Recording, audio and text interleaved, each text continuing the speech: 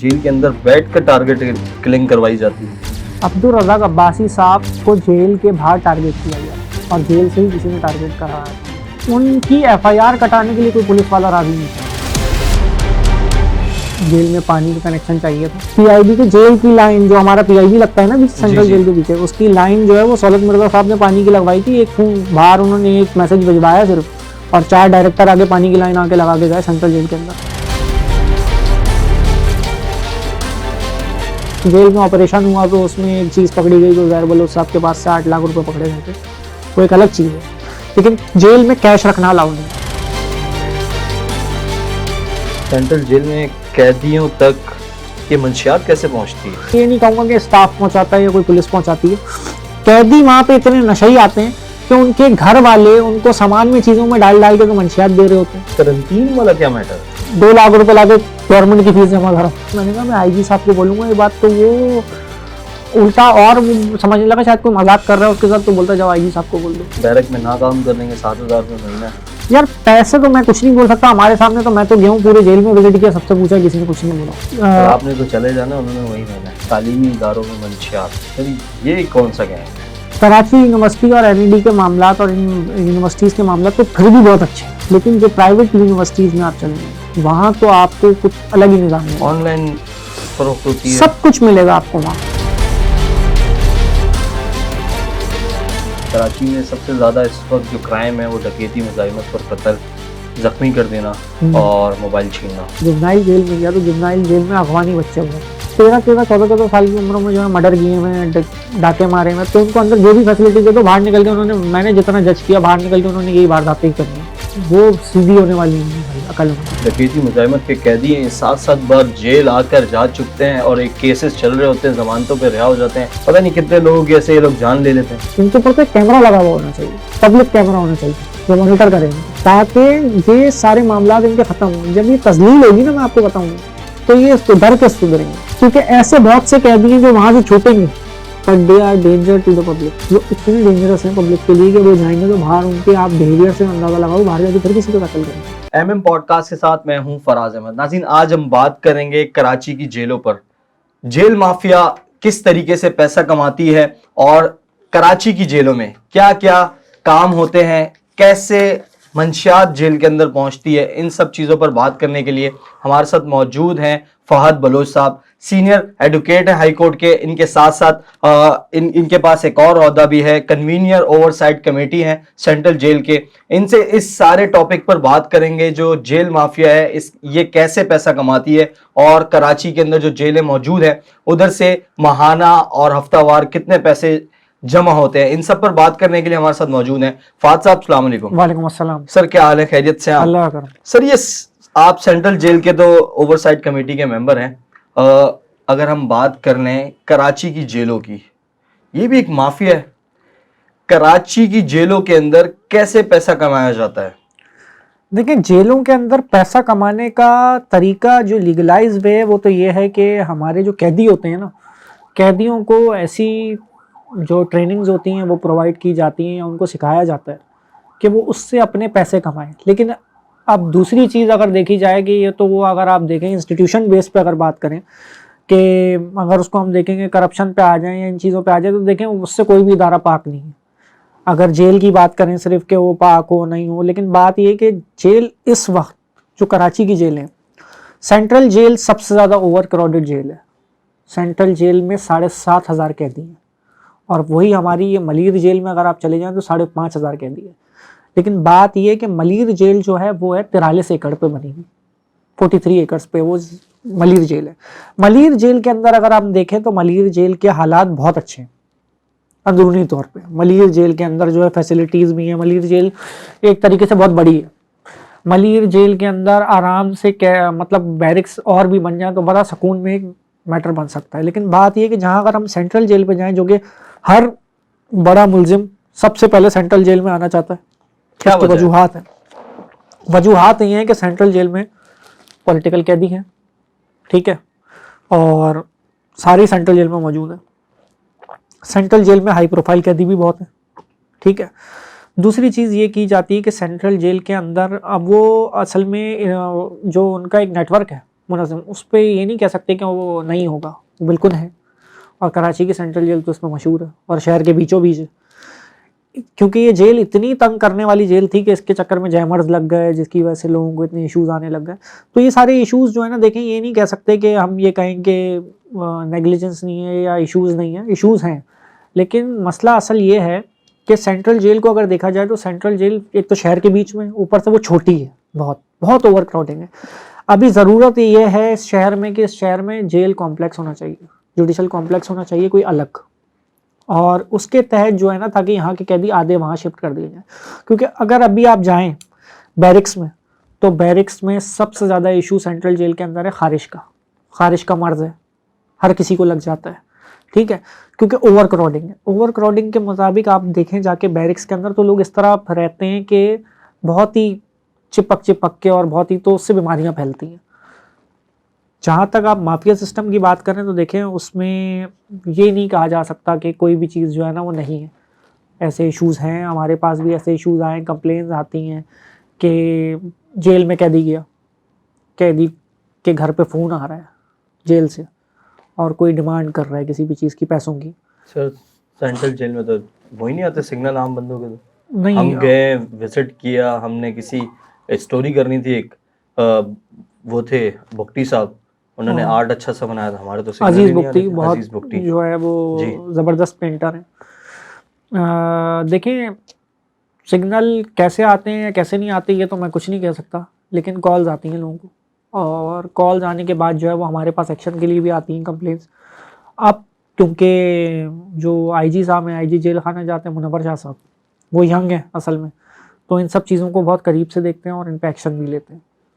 तो उन्होंने जो है वेबसाइट फंक्शनल की है, आके सोशल मीडिया पेजेस फंक्शनल किए हैं जेल के, कि जेल की कंप्लेंट्स आएँ और जो काम महीनों में या हफ्तों में होता हो वो दिनों में हो जाए, ठीक है। दूसरी चीज़ ये है कि कॉल्स आने के बाद जो है ना वो देखें, आम कैदी के घर वाले तो परेशान हो जाते हैं, लेकिन हमने भी ऐसा मैकेनिज्म तैयार किया कि लोग हमें कंप्लेंट्स दें और वो दे के हम अंदर हल कराएं, ताकि अंदर से इशू नहीं। लेकिन मैं आपको एक बात बता दूं कि इसमें कोई शक नहीं है कि अक्सर ऐसा भी होता है कि हम कंप्लेंट भेजते हैं और वो आईजी को भी जो है वो किसी खाते में नहीं डालते। अच्छा, इतनी पावरफुल है माफिया? मतलब ऐसा है, मैं ये नहीं कहूँगा कि ऐसा नहीं है, ऐसा है, बिल्कुल है। और फिर हम बार बार, क्योंकि देखें उनको भी ये लगता है कि आईजी एक दफ़ा फ़ोन करेगा, 2 दफ़ा फ़ोन करेगा, उसके बाद फ़ोन नहीं करेगा। लेकिन बात ये है कि हम एंड तक कंसिस्टेंट रहते हैं इस पर कि एक्शन होना चाहिए और सबके ख़िलाफ़ होना चाहिए। तो एक्शन कराए भी हैं, रिलीफ भी दिलाएं लोगों को और रिलीफ मिल भी रहे हैं। तो बाकी जहाँ तक चीज़ें हैं कि देखें, पूरे मुल्क का अलमिया है वो एक, कि मामला तो हर जगह ख़राब है, ऐसा नहीं है कि हम एक बात कर रहे हैं सेंट्रल जेल के कैदियों के बारे में ना। सेंट्रल जेल के अंदर अगर एक कैदी है और वो पहली बार जेल के अंदर जा रहा है और सेंट्रल जेल के अंदर उसकी आमद हो जाती है, उसके बाद ये करंटीन वाला क्या मैटर है?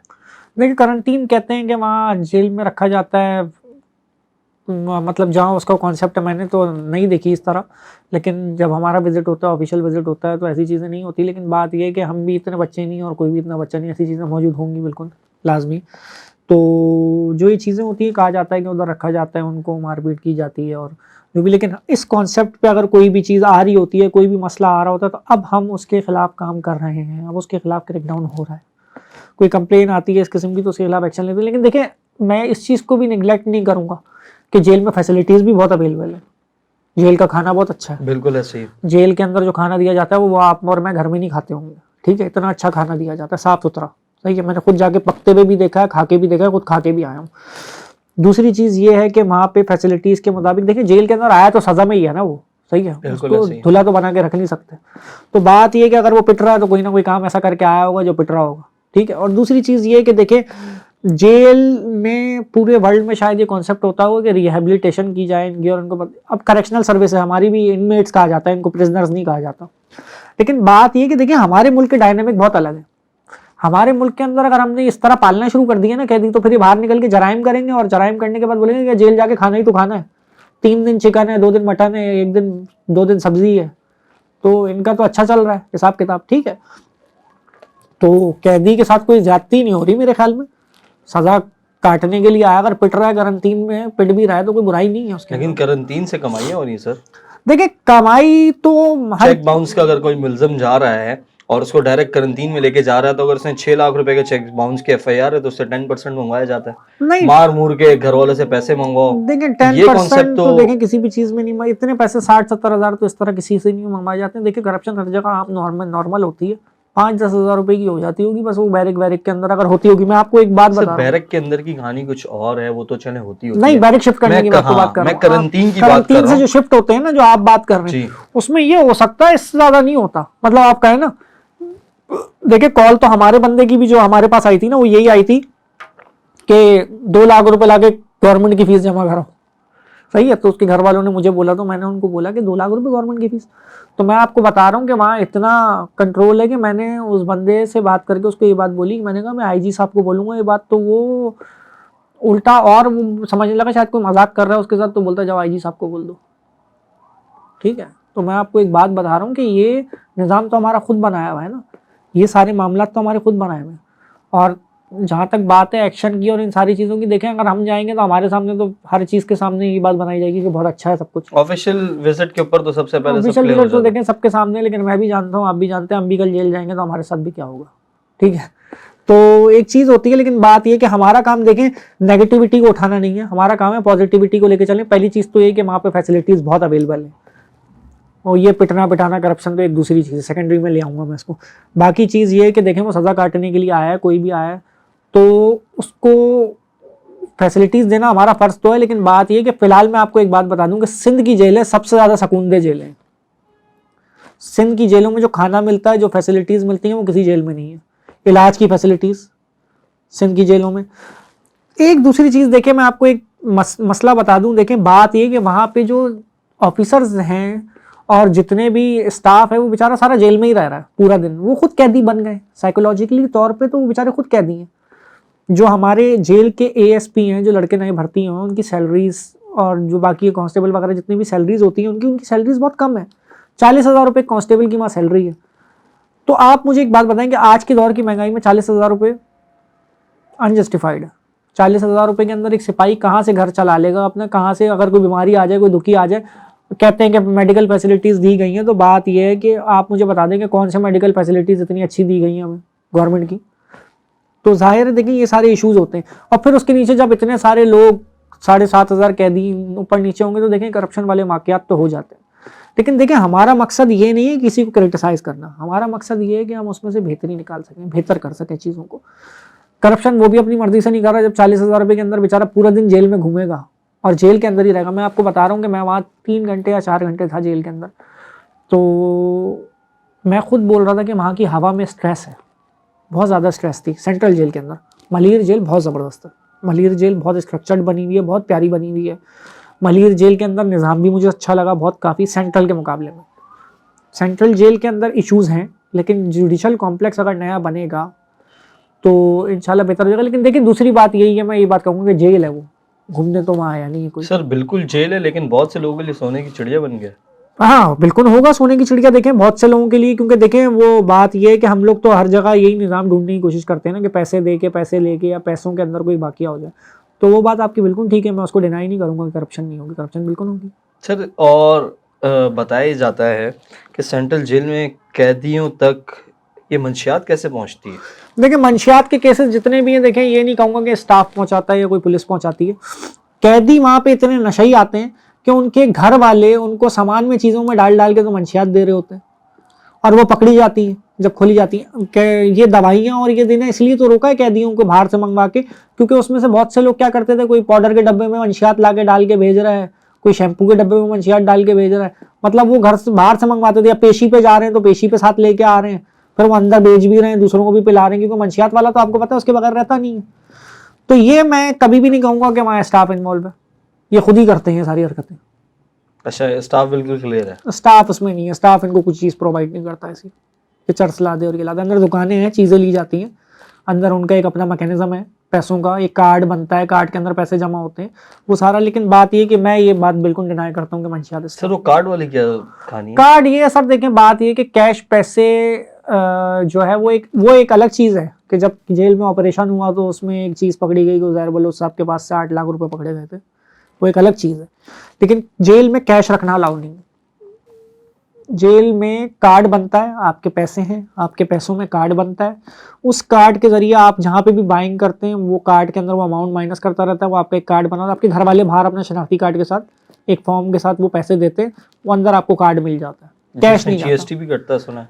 नहीं, जीएसटी तो नहीं कटता, क्या कटता हो यार, 50-60 रुपए कट जाते होंगे अगर कटते होंगे तो एक कार्ड पे, तो अगर कटते भी होंगे, देखिए वैसे कटने का तो नहीं है, लेकिन अगर ये जीएसटी आप कह रहे हैं कि कोई काटता होगा तो देखिए ये सारी चीजें सहनी पड़ती हैं, ये सारी चीजें इसलिए सहनी पड़ती हैं क्योंकि जेल में बंदा आता है ना, जितने बड़े केस में आता है लोग बोलते हैं यार बड़े केस में पैसे वाला होगा, ठीक है, तो मैं ये चीज डिनाई नहीं कर सकता कि ये मामलात नहीं होंगे, लेकिन ये मामलात होने के अलावा जो फैसिलिटीज अंदर मिल रही हैं वो फैसिलिटीज जो है वो जेलों में नहीं मिलनी चाहिए मेरे लिहाज से। अगर मैं हूं तो मैं तो सबसे पहले जेल का खाना कम कराऊंगा, क्योंकि जेल में जो खाना मिलता है वो तो देख के मैंने बोला इस तरह तो कोई भी जुर्म करके इधर ही आगे यही करता रहेगा। और वहाँ का स्टाफ 24 घंटे वहाँ पे तैनात रहता है, तो 24 घंटे में तो कोई भी साइकोलॉजिकली जेली जो वो कैदी बन जाएगा, जेलर ही बन जाएगा अंदर ही अंदर।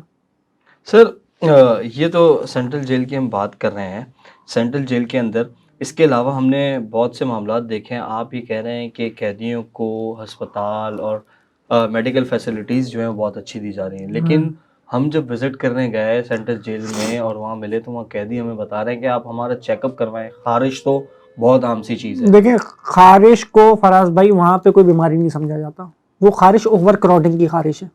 वो खारिश कोई भी बंदा आपके बिस्तर पे जो आपका गद्दा होता है उस पर आके कोई और बंदा बैठा, आप तो उठ के चले गए ना, कोई और बंदा बैठ गया आपकी जगह पे आके, आप उस जगह पे बैठ गए, उसके जरासीम आपको लग गए, वो खारिश, उसकी दवाइयाँ भी अंदर मिलती हैं, दवाइयाँ अंदर दी जाती हैं, लेकिन वो इतनी बढ़ जाती है लोगों की, बहुत जल्दी बढ़ती है, सही है, और वो ऐसी खतरनाक खारिश होती है कि वो उसकी दवाइयाँ आप बाहर से नहीं ला सकते। अक्सर कैदियों को मैं अपने पास से मतलब बोलता हूँ, उनके घर वालों को इजाज़त दिलवाता हूँ कि इनको दवाई देने दो अंदर, ताकि क्रीम्स वगैरह दे दें ताकि अच्छा बेहतर हो जाए, लेकिन उसको बुरा नहीं समझा जाता क्योंकि वो खारिश जो है वहाँ पे आम है, सबको है। उसका हल क्या है बॉस? उसका हल ये है कि देखें वो ओवर क्राउडिंग को कम किया जाए, जेल कॉम्प्लेक्स बनाया जाए दूसरा, और आधे कैदी यहाँ से शिफ्ट किए जाए। सर कहा जाता है सेंट्रल जेल के अंदर मौजूद कैदी हर दूसरे से तीसरा कैदी हेपेटाइटिस बी और सी नहीं नहीं नहीं मरीज है। नहीं नहीं बिल्कुल नहीं, ऐसा बिल्कुल नहीं है। स्क्रीनिंग जो हेपेटाइटिस वगैरह होता है इसकी स्क्रीनिंग तो बहुत सख्त है, वहाँ स्क्रीनिंग है इन चीज़ों की, इलाज और अलग कर दिया जाता है कैदियों को। ये तो सिर्फ कहा जाता है जो मर्ज है असल वो मर्ज खारिश का है बस, और कोई मर्ज ऐसा नहीं है कि जो फैला वो इतना और ऐसी चीज़। उस पर क्या काम किया जा रहा है सर? देखें हम अभी तो काम हमने ये शुरू किया है कि दवाइयाँ अंदर उनकी मिल जाए, उनको कुछ बेहतरी हो जाए, लेकिन मैं आपको बता रहा हूँ जब तक ओवर क्राउडिंग खत्म नहीं होगी वो खत्म नहीं हो सकता। खारिशी वार्ड भी एक अलग बना हुआ है जेल में, उसको उन सारे खारिश वालों को ना एक जगह पे कर दिया जाता है। अब जेल में आप देखें कोरोना जैसे टाइम में जेल को कैसे प्रोटेक्ट किया गया होगा, अगर एक कैदी भी ले आता तो कितना इशू होता, तो सबसे पहले जेल के घुसने से पहले ही स्क्रीनिंग कर दी जाती थी पहले कि किसी को कोई हो नहीं ऐसा मसला, बाहर से लेके ना आ रहा हो, वरना पूरा जेल खत्म हो जाता है, इस तरह तो मसले इतने बढ़ जाते हैं। सर सेंट्रल जेल की बात कर लें हम तो बोलते हैं सोने की चिड़िया है, तकरीबन 30-35 लाख रुपए माहाना जमा हो जाता है वहाँ से। देखें इसका तो मुझे बिल्कुल इल्म नहीं है कि सर थोड़ा तो होगा इल्म। नहीं इल्म बिल्कुल नहीं है इसका कि देखें 30-35 लाख रुपए जमा होता है या नहीं होता, लेकिन बात यह है कि 30-35 लाख रुपए मेरे ख्याल में किसी इदारे में बहुत कम ही पैसे होंगे अगर पाकिस्तान में देखा जाए, सही है। अगर आप चलें आपने ये रेशो लगाया और मैं इसको मान भी लूँ फॉर एग्जांपल, अगर मान लूँ तो ये बहुत ही कम होगा। और बात ये है कि जेल का तो सिर्फ जो बजट आता है ना, जो खाने का बजट होता है और सारी चीज़ें होती है 5-5 करोड़ 6-6 करोड़ रुपए ये आते हैं। और सिंध में मैं आपको बता रहा हूँ कि जेलों में सबसे सकून दे जेलें सिंध में है, कराची में जो जेलें हैं ना हमारी, उनमें सबसे ज़्यादा खर्चे किए गए हैं, पैसे लगाए गए हैं, जो कैदी हैं उनको फैसिलिटीज़ दी गई हैं कि वो अपनी पेंटिंग्स बनाएं बेचें, अपने प्रोडक्ट्स बनाएं बेचें और बाहर से पैसे आ जाएँ उन्हें। अभी इस चक्कर में भी हम लगे हुए हैं कि कोई उनके MOUs वगैरह साइन हो जाए कुछ और कोई काम हम करा लें। सर क्या वजह है सेंट्रल जेल हर कैदी चाहता है कि मैं सेंट्रल जेल में रहूं? ऐसा क्या है सेंट्रल जेल में कि हर कैदी यही डिमांड करता है कि भाई मेरी अगर आप जेल में डाल रहे हो तो मैं सेंट्रल में डालना है? पॉलिटिक्स है और क्या है, पॉलिटिक्स है। मैं जो है वो आपको बिल्कुल नाम भी नहीं लूँगा, ऐसी पॉलिटिक्स है सेंट्रल जेल में कि एक ज़माने में एक SSP साहब थे, उनको जो है वो जेल में पानी का कनेक्शन चाहिए था, और जेल में वो पानी का कनेक्शन जो है वो अंदर से एक कैदी ने लगवा के दिया था जिनको फांसी के अंदर फांसी हो चुकी है, बहुत मशहूर कैदी हैं वो, नाम उनका भी नहीं लूँगा मैं। और उनको सिर्फ बोला तो उन्होंने अंदर से फ़ोन चलाया और सेंट्रल जेल में पानी की लाइन वाटर बोर्ड आगे लगा के चल गया था। वाटर बोर्ड में किनके लोग हैं? मैं सौलत मिर्ज़ा साहब की बात कर रहा हूँ कि जो जेल के अंदर पानी की लाइन लगवानी थी उसके लिए पीआईबी के चक्कर काट काट के वो थक गए थे और वो जेल के वाटर बोर्ड वाले पानी की लाइन नहीं लगा रहे थे। एसएसपी साहब की घर जी, पे। पीआईबी के जेल की लाइन, जो हमारा पीआईबी लगता है ना पीछे, सेंट्रल जी। जेल के पीछे, उसकी लाइन जो है वो सौलत मिर्ज़ा साहब ने पानी की लगवाई थी। एक फोन बाहर उन्होंने एक मैसेज भिजवाया सिर्फ, और 4 डायरेक्टर आगे पानी की लाइन आके लगा के गए सेंट्रल जेल के अंदर। सर जेल के अंदर से एसएसपी नहीं लगवा पा रहा था जेल के अंदर पानी। एसएसपी जेल खाना जात जी जी पानी की लाइन नहीं लगवा पा रहा था, सौलत मिर्जा साहब। जी, पानी की लाइन लगवाई। माफिया स्ट्रॉन्ग क्यों नहीं होगा? अच्छा, ये वो वाला माफिया बैठा हुआ है सर। सारे माफिया हैं वहाँ पर, वो होंगे, ये भी है वो भी, ये तो बहुत ज़्यादा थे वहाँ एक ज़माने में। वाटर बोर्ड के 4 डायरेक्टर आगे पानी फौरन आ गए, फाइलें वाइलें लेके, जो कल तक बोले थे यहाँ पानी नहीं लग सकता, और लगा के गए एक दिन में। तो वाक़यात हैं यहाँ पे। सर ये क्या वजूहात हैं, ये थोड़ा सा बताएंगे, जो ये जेल के अंदर बैठ कर टारगेट किलिंग करवाई जाती है? देखिए, जेल का जो इस वक्त एसएसपी है हमारा सेंट्रल जेल का, करीम अब्बासी साहब। करीम अब्बासी साहब के जो भाई थे अब्दुल रज़ाक अब्बासी साहब, जिनकी शहादत पे करीम अब्बासी साहब को डायरेक्ट डीएसपी की नौकरी मिली है जेल पुलिस में। अब्दुल रज़ाक अब्बासी साहब को जेल के बाहर टारगेट किया गया था, और जेल से ही किसी ने टारगेट करवाया था उनको। उस टाइम उनके वो थे भी, तैनात भी सेंट्रल जेल में। सेंट्रल जेल में एएसपी थे, और उनको बाहर वो जो है वो गाड़ी पे कहीं जा रहे थे, और उनको और उनके साथ एक और उनका कुलीग था, उन दोनों को शहीद कर दिया गया था। किसी शादी में जा रहे थे, अंदर से किसी ने उनको बोला हुआ था कि इनको मारना है बाहर। और फिर उन सबसे बड़ी बात ये थी, चले आप अभी हम शहीदों की पिछले में प्रोग्राम में बात कर रहे थे, उनकी एफआईआर कटाने के लिए कोई पुलिस वाला राजी नहीं था। उनकी एफआईआर जो है वो हमारे एसएसपी मलीर जेल हैं अरशद हुसैन शाह साहब, उन्होंने कटवाई, और उन्होंने कटवाई वो एफआईआर, और उस एफआईआर की पादाश में करीम अब्बासी साहब को नौकरी मिली है डायरेक्ट डीएसपी की, जो इस time SSP central jail Karachi में। जी बिल्कुल करीम भाई। तो मैं आपको ये बात कह रहा हूँ कि इतने बुरे हालात हैं वहाँ की पुलिस के भी। अगर आप देखें तो वो खुद प्रोटेक्टेड नहीं है। क्यों प्रोटेक्टेड नहीं है? आप देखें, बात ये है कि स्टाफ कितना है और 7,500 कैदी हैं। कोई दंगा फसाद हो जाए कौन रोकेगा भाई? आप मुझे बताएं कि इनके साथ सख्ती नहीं की जाए, इनको डरा के नहीं रखा जाए, तो किस तरह रखा जाए? ये तो अंदर कोई गैंग अगर चढ़ गया स्टाफ के ऊपर, तो वो स्टाफ के लिए कंट्रोल करना बहुत बड़ा मसला हो जाएगा। स्टाफ भी बोलता है बस चल रहा है, जैसे चल रहा है चलाते रहो। उनकी गलती नहीं है, मैं गलत नहीं कहूँगा। बात यह है कि आपका निज़ाम ऐसा है, आप 1000 बंदे के ऊपर कम से कम 100 बंदा तो रखें, 1 पे 10। आपने जो है वो चंद अफसरान रखे हुए। आप ये जो भी माफिया की बात कर रहे हैं, हमने देखा है और हमने सुना भी यही है कि सेंट्रल जेल के अंदर आपका जो विंग होता है, सियासी अस्करी विंग जिसको हम कह लें, उनके लोगों ने अपने अंदर अंदर ग्रुप बनाए हुए होते हैं। अब जैसे मुतहदा क्या है तो मुतहदा वाले ग्रुप में चला जाएगा, पीपल्स पार्टी क्या है वो पीपल्स पार्टी, लहरी गैंगवार वाले जो मुलजिमान कैद हैं वो, उनका अगर कोई बंदा जेल आता है तो वो उस गैंग में चला जाएगा। तो ये क्या मामला क्या देखें, होता है? बात यह है कि उनको अगर उनकी जगहों पे नहीं रखा जाएगा तो वो जेल में गंद फैलाएंगे।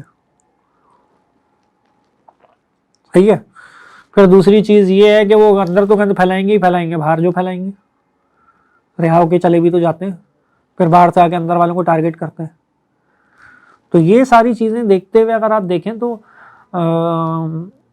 जाहिर है स्टाफ की अपनी जान की भी कीमत है कोई।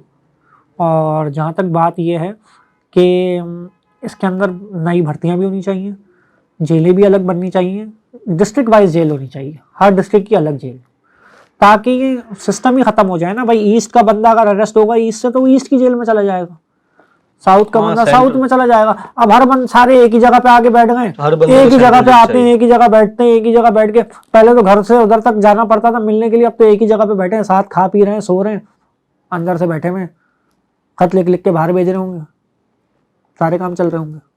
सियासी प्रोटोकॉल कैसे मिलता है कैदी को? सियासी प्रोटोकॉल तो देखें यही है कि जब वो किसी ना किसी के उससे आता होगा, असर और रसूख से अंदर होता होगा, जाके वही सियासतदानों में बैठ जाता होगा, तो उसको प्रोटोकॉल ही मिलेगा ना। जाहिर है उनकी तादाद ज़्यादा है ना, जिनकी तादाद ज़्यादा होती है वो ज़्यादा रहते हैं। सर अगर हम आपकी ये बात जो है सेंट्रल जेल वाली, हर डिस्ट्रिक्ट की अलग जेल होनी चाहिए, इससे तो बड़े मामलात हल हो जाएंगे, तो ये कोई इसके ऊपर इकदाम किए जा रहे हैं? अभी आईजी साहब मुनव्वर शाह साहब कर रहे हैं कि रिक्वेस्ट डाल दी है, जुडिशल कॉम्प्लेक्स बनना चाहिए। लेकिन देखें, जुडिशल कॉम्प्लेक्स ना बनने के पीछे भी बहुत सारे मसले होंगे, लोग चाहते होंगे ना बने, सही है। लेकिन मेरा मानना ये कि बन जाए, जितना अच्छा है बन जाए, ताकि ये सारी ये जैमर्स वैमर्स का चक्कर भी खत्म हो। ये सारा एक अलग सेटअप होना चाहिए, सारे कैदी वैदी अलग होने चाहिए। और जहां तक देखें आप बात करते हैं सख्ती की, तो मैं तो बोलता हूँ और होनी चाहिए। सर और होनी चाहिए, लेकिन उसको कमाई का जरिया तो नहीं बनाना हाँ, चाहिए कमाई ना। का जरिया नहीं बनाना चाहिए, लेकिन देखिए कमाई का जरिया इस तरह बनता है कि लोग मार ना खाने के पैसे देते हैं कि भाई हमारे को सुकून दे दो। सुकून के पैसे दे रहे हैं ना, असल में वो बात ये होती है कि वो अपना फायदा देख रहे हैं कि हमें सुकून दे दो किसी तरह, ये वो अपनी सजा बचा रहे हैं किसी तरह। लेकिन बात ये है कि मेरा मानना ये है कि बिल्कुल जेल का कॉन्सेप्ट ये नहीं होना चाहिए कि इनको इतना बिठा खिला पिला के बिठाओ। इनको जो तो है वो, बोलते हैं कि बैरक में ना काम करने के 7,000 रुपये महीना। यार पैसे तो मैं कुछ नहीं बोल सकता, हमारे सामने तो मैं तो गया हूँ पूरे जेल में विजिट किया, सबसे पूछा, किसी ने कुछ नहीं बोला। ठीक है, किसी ने 1 रुपए का भी नहीं बोला। ठीक है। सर आपने तो चले जाना, उन्होंने वहीं रहना है। हाँ वो एक अलग चीज़ है, लेकिन बात यह है कि मेरा मानना ये यार कि जेल में रहें, जो तमीज़दार कैदी हैं वो तमीज़दार रहें। और वहाँ असल में बात ये, मंशियात के आदी कैदी, ये सारे कैदी देखें बहुत मुश्किल है इनको सबको टैकल करना एक साथ। पूरे शहर का जुर्म करा हुआ हिसाब किताब, जराइम किया हुआ हिसाब किताब एक जगह लाके बिठा दो और एक पुलिस के कंट्रोल में दे दो, तो मसले मसाइल तो हैं। सर मंशियात के आदी तो समझ आ जाती है, उनको बर्दाश्त कर लिया जाता है, उनको संभाल लेती है आपकी पुलिस।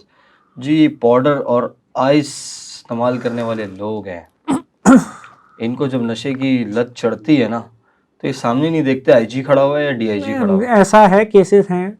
मैं वुमेन जेल में भी गया था, जुबनाइल में भी गया था, तो जो वुमेन जेल थी उसके अंदर भी ऐसी खवातीन भी थी। अच्छा। कि हाँ, जो मतलब थी जिनको इसलिए लाया गया था कि उन्होंने ऐसी नशे में मर्डर किया किसी का। और ज़्यादातर ये नशा ही सब सारी चीज़ों की जड़ है। जो ये मंशियात है ना, ये रुक नहीं रही है बाहर। जेल की तो एक अलग बात है ना, आ तो बाहर से ही रहे हैं ना ये, बिल्कुल ऐसा। बाहर बेच रहे हैं, बाहर पी रहे हैं, बाहर की पुलिस के साथ इनके ताल्लुकात हैं या जो भी हैं, तो ये बाहर से आ रहे हैं। इनको ज़रूरत ही क्या पड़ी है जेल लेके आने की? जेल लेके आने की ज़रूरत तो इसलिए पड़ रही है ना क्योंकि बाहर मिल रही है।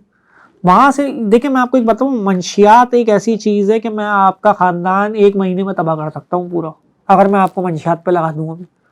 तो आप तो तबाह हो ही हुए, आपके साथ आपका पूरा ख़ानदान मुतासर होगा, घर वाले मुतासर होंगे, उनके पीछे 10 लोग और मुतासर होंगे, आप मुतासर होंगे। आपने क्या, आपने कोई कांड करके जेल चले जाना है? मंशियात इस चीज़ की सबसे बड़ी जड़ है। और सैडली मंशियात बहुत आम है कराची में, कराची के तालीमी इदारों में, और हर दूसरा आदमी, लड़के लड़कियां सब भाई इसी में लगे। सर आप यूनिवर्सिटी में पढ़ाते भी हैं, एनईडी में भी, कराची यूनिवर्सिटी में भी और फेडरल में भी पढ़ा रहे हैं। अब बात खुली गई है कि तालीमी इदारों में मंशियात। सर ये कौन सा गैंग है? देखिए ये गैंग नहीं है, ये बुरी सोबत है। ये कोई गैंग नहीं है, ये बुरी सोबत है। माँ बाप की अटेंशन जो है वो बच्चों पे नहीं है, बच्चों की देखभाल नहीं है। कराची यूनिवर्सिटी और एनईडी के मामलात और इन यूनिवर्सिटीज़ के मामलात तो फिर भी बहुत अच्छे हैं, बहुत कंट्रोल है, क्योंकि अंदर रेंजर्स है, ये है वो है, यहाँ नहीं चलती है सारी चीज़ें। लेकिन जो प्राइवेट यूनिवर्सिटीज़ में आप चले जाएं, वहाँ तो आपको कुछ अलग ही निज़ाम मिलेगा। ऑनलाइन फरोख्त होती है, सब कुछ मिलेगा आपको वहाँ, और ज्यादातर पोश एरिया में जितनी है बिल्कुल वो उनमें, क्योंकि देखिए वहाँ पीने वाला दूसरे को भी लगा देता है, लड़कियाँ भी पी रही होती हैं, लड़के भी पी रहे होते हैं, सब बैठ के चला रहे होते हैं। कराची यूनिवर्सिटी में मेरा जितना एक्सपीरियंस रहा, मैंने पब्लिक एडमिनिस्ट्रेशन डिपार्टमेंट में पढ़ाया, कॉमर्स में पढ़ाया, 3 साल हो गए, मैंने कभी नोट नहीं किया। बहुत तमीज़ के बच्चे आते, अच्छे, मिडिल क्लास, लोअर क्लास, सारी जेंट्री आती है, अमीर कबीर सब आते हैं, लेकिन एक माहौल है वहाँ। ये तो बिल्कुल आउट है। हमारे प्राइवेट इंस्टीट्यूशन में आप चले जाएं, बिल्कुल आउट है सब। सर यूनिवर्सिटियों के अंदर जब कॉन्सर्ट चल रहे होंगे पूरा पूरा दिन, सही है, जहाँ पे तालीम देनी चाहिए, तो फिर भाई मेरा मानना ये है कि उन्हीं यूनिवर्सिटीज़ के अंदर कभी 12 रबीउल अव्वल पे मौलाना तारिक जमील को भी बुला लो। जब कॉन्सर्ट ही करा रहे हो पूरे साल, तो ये भी कराओ। ये नहीं होता वहाँ पे, तो भाई ये जाके इदारों में क्या करेंगे कल? ये पूरी नस्लें जो बड़ी हो रही हैं, यहाँ से निकल रही हैं, मंशियात में लगी हुई हैं, ये वो। असल में बात यार कि हम लोग ना, वेस्ट में शायद लोग पीते होंगे भाई, उनको बहुत अच्छी लगती होगी, हम उनको देख के बहुत मुतासिर होते हैं, लेकिन हमें अपने घर के हालात भी देख लेने चाहिए। तो बात ये कि ये मंशियात फरोख्त होना, मिलना, ये सारी बहुत आसान बना दिया गया है। यूनिवर्सिटी में कोई एक पीता होगा, उससे किसी की दोस्ती हो जाए, पूरी यूनिवर्सिटी को लत लगा देगा। और जानबूझ के बोला जाता है पोश इलाके के लोगों, पहले बच्चों को फ्री पिलाई जाती है कि यार कोई दोस्त यार के थ्रू कि यार नशा है, फ्री है, मजा आएगा। हाँ वैसे ही होगा, बिल्कुल ऐसे। मजे के बाद वो फिर वो आदत लग जाती है और फिर चाहिए होती है, फिर चाहिए होती है वो कोई बुरा काम करते हैं, फिर उसके अंदर वो वायलेंट हो जाते हैं, उनके बिहेवियर में चेंजिंग आती है। फिर बिहेवियर में चेंजिंग जो आती है, फिर उसके बाद वो कोई ऐसा कांड कर देते हैं, बड़ा कत्ल कर देते हैं, किसी को अगवा कर लेते हैं, किसी को मार देते हैं, और फिर उसके बाद वो जेलों में आ जाते हैं। और ऐसे ऐसे लोग जेलों में कि मेरे पास एक वालदा ने कांटेक्ट किया, उन्होंने बोला कि मेरा बच्चा जेल में, हमने उसको घर से निकाल दिया और वो मंशियात के चक्कर में चोरी करता है और 3-4 दफा वो जेल जा चुका है, हमने निकाल दिया, आप उसके अंदर टेक केयर करवा लें या उसको किसी तरह बेल दिलवा दें, क्योंकि हमारे घर में तो कोई बेल दिलवाने नहीं जाएगा उसको। उसकी तस्वीर मैंने अब उस टाइम की देखी जब उसको मंशियात लगी थी और अभी की देखी, तो आप बोलोगे यार कि बर्बाद कर लिया इसने अपने को 3-4 साल में, तो खत्म हो गया बिल्कुल। तो ऐसी चीजें जब जिस सोसाइटी में, जिस मुआशरे में पाई जाएंगी ना, वो कोई जो है कोई तरक्की थोड़ी करेगा। सही बर्बाद है हम, क्यों बर्बाद नहीं होंगे। फात साहब, ये आजकल जो कराची के मामलात हैं, कराची में सबसे ज़्यादा इस वक्त जो क्राइम है वो डकैती, मुज़ाहिमत पर कत्ल, ज़ख्मी कर देना और मोबाइल छीनना, इसके जो मुलजिमान हैं इनको सेंट्रल जेल में लाया जाता है, उसके बाद इनको कोई अलग जगह पर रखा जाता है, इनकी कोई इस्लाह की जाती है या नहीं? देखिए, इस्लाह की जाती है। असल में बात यह है कि पहली बात तो ये, जब मैं जेल में गया तो जितने कैदी मुझे मिले, सबसे पहले मैं जिक्र करना चाहूँगा कि मैं जुवेनाइल जेल में गया तो जुवेनाइल जेल में अगवानी बच्चे बहुत हैं। बात यह है कि वो बच्चे इतने तेज़ हैं कि ना वो अपना घर बताते हैं ना कुछ बताते हैं, क्योंकि बात ये होती है कि वो समझते हैं कि हमारे घर वालों को उठा के पाकिस्तान से बाहर ना भेज दें, ठीक है। और वो 13-13, 14-14 साल की उम्र में जो है मर्डर किए हुए, डाके मारे हुए, तो वो मतलब मैं समझ लें आप मेरी बात, कि उनको अंदर जो भी फैसिलिटी दे दो, बाहर निकल के उन्होंने, मैंने जितना जज किया, बाहर निकल के उन्होंने यही वारदातें ही करनी है। वो सीधी होने वाली नहीं है भाई अकल उनकी। सर उनको वापस अपने मुल्क वो वापस उनको भेजा जा रहा है यहाँ से, लेकिन मैं आपको बता रहा हूँ कि सारे तो वापस नहीं जाते हैं, कुछ यहाँ पे भी हैं। तो ये मामलात कराची के हैं, ठीक है। डकैती जो डकैतियाँ करते हैं ना और ये मार देते हैं, गोलियाँ वोलियाँ, ये वो, मैं सब इन पे नहीं कहूँगा, और भी है, और भी मसले मसाइल हैं, लेकिन ये है कि इनको जब जेल लाया जाता है तो इनको पहले तो रखा जाता है, अगर इनकी बेल ना हो, इनको कन्विक्शन हो जाए तो फिर इनको अलग किया जाता है, और फिर उसके बाद इनको किसी ना किसी काम में लगाया जाता है, कोई कंप्यूटर क्लासेस में, कोई जर्मन लैंग्वेज सीखने में, इन सारी चीज़ों में। और फिर इनको जो है वो इस तरीके से ट्रीट किया जाता है कि इधर ही रहना है इन्होंने। जेल में कवाली भी सिखाई जाती है, कवाली के देखिए सर, मैं विजिट किया तो सेंट्रल हाँ, जेल के अंदर कवाली, कंप्यूटर क्लासेस, आर्ट्स की क्लासेस लेकिन सिखाने का। लेकिन मैं आपको एक बात बताऊं, देखिए बात ये है कि ये बाहर निकलने के बाद अंदर तो इनको सारी फैसिलिटीज मिल जाती हैं और ये हो जाते हैं, लेकिन इनको सोचना चाहिए कि ये जो करके आए हैं उसके लिए सख्ती भी बहुत ज़रूरी है और इनका एक रूटीन भी बहुत ज़रूरी है। अगर सख्ती नहीं करेंगे तो फिर ये बाहर निकल के यही जुर्म करते रहेंगे। सर इनकी इस्लाह के लिए हम क्या करें? देखिए, इनकी इस्लाह के लिए तो सबसे पहली चीज़ ये है कि जितने भी जेल हैं उसमें तालीम हासिल करना कंपलसरी कर देना चाहिए। चले ना चले, दिमाग मार मार के करवाओ, सही है, क्योंकि ये इसी तरह सुधरेंगे, ठीक है। फिर दूसरी चीज़ ये है कि इनको, मेरा मानना ये है कि इनसे काम काज सारे कराने चाहिए, क्योंकि ये जो खाना पीना इनको मिल रहा है ना, एक कैदी को हर रोज़ में, हमने जो हिसाब लगवाया था उसमें 7,500 कैदी हैं और मलिर जेल में 5,500 कैदी हैं। एक कैदी को 5 रोटियां मिलती हैं दिन में। अच्छा जी, 5 रोटियां दिन में मिलती हैं, और चाय का अलग है, चाय भी मिलती है, ठीक है, चाय भी मिलती है, ठीक है। तो ये सारी चीज़ें देखिए जब इनको प्रोवाइड की जा रही है, इनको रिहैब करेक्शन फैसिलिटी बना के दी गई है ताकि ये सुधरें। लेकिन अगर कोई उसको, मेरा मानना ये है कि कोई जज करे जेलर, देखिए सबसे ज़्यादा अच्छा जो जेल को जानता है ना वो वहाँ का सुपरिटेंडेंट है, सही, उसको पता होता है ये ऐसे ड्रामे कर रहा है, अभी आप देखिएगा ऐसे करेगा ऐसे करेगा, तो उसको वो जज कर ले, एक लिस्ट बनाए कि भाई ये सुधरने वाली कौम नहीं, उन पर और सख्ती की जाए ताकि उनको याद रहे एक दफ़ा कि जेल एक दफ़ा आए हैं, तबीयत सही हो जाएगी यहाँ पे। सर इधर तो आपके कैदी, ये जो डकैती मुज़ाहिमत के कैदी हैं, 7-7 बार जेल आकर जा चुकते हैं और एक केसेस चल रहे होते हैं, जमानतों पे रिहा हो जाते हैं, फिर आते हैं, फिर वही वारदात करते हैं, फिर पकड़े जाते हैं। पता नहीं कितने लोग ऐसे ये लोग जान ले लेते हैं। देखिए असल में बात ये है कि सबसे पहली बात ये है कि वकील, मैं खुद लॉयर हूँ, वकील का सबसे बड़ा काम है कि वो सारी चीज़ें देखे, तो वकील खुद बेले कर आ रहे होते हैं, ठीक है। फिर दूसरी चीज़ ये है कि जो जितने भी कैदी हैं ये इतने ट्रेंड होते हैं कि इनको अपना ट्रायल पूरा खुद पता होता है। अच्छा, खुद पता होता है, सारी चीज़ें इनको पता होती हैं, किस तरीके से करनी है, क्या करनी है, बड़े सुकून में चल रहे होते हैं केस चलाने के लिए। अच्छा, ठीक है।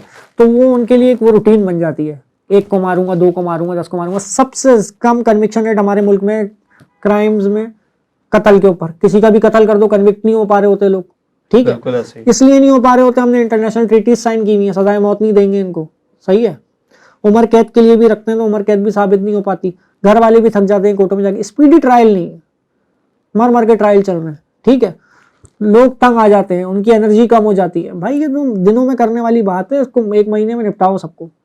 नहीं है, मैंने तो हमेशा से अपने हर इंटरव्यू में ये बात बोली है, नहीं है अदालतें 24 घंटे खोलो, शिफ्टें चला दो भाई, जब इस मुल्क में इतने जराइम हो रहे हैं, फिक्स करो इनको जेलों में, जेलें अलग बनाओ और जेलों में डालो इनको, और इन पर सख्तियां करो। मेरा सबसे अहम मानना है कि इनकी 5 रोटियां भी कम कर दो, ये सुधरेंगे ऐसी, वरना कभी नहीं सुधरेंगे।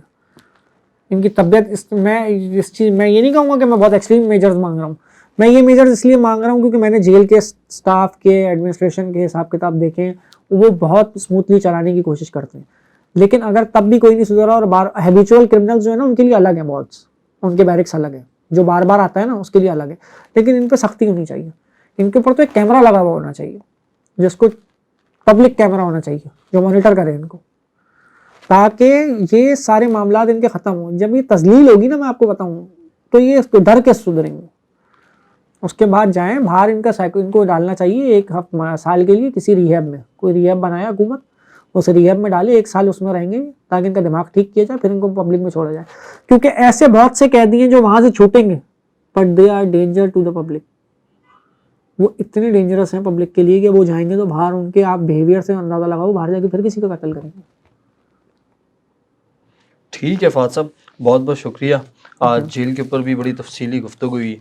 नाज़रीन, ये थे फाद बलोच साहब, और इन्होंने जो जेल है, खसूसी तौर पर कराची की सेंट्रल जेल है, उसके बारे में बताया कि जेल माफिया कैसे काम करती है, अंदर जो गैंग्स बने हुए हैं सियासी गैंग्स, वो किस तरीके से काम करते हैं, उसके ऊपर तफसीली बात हुई। अब तक के लिए इतना ही, मुझे इजाज़त दीजिए, अल्लाह हाफ़िज़।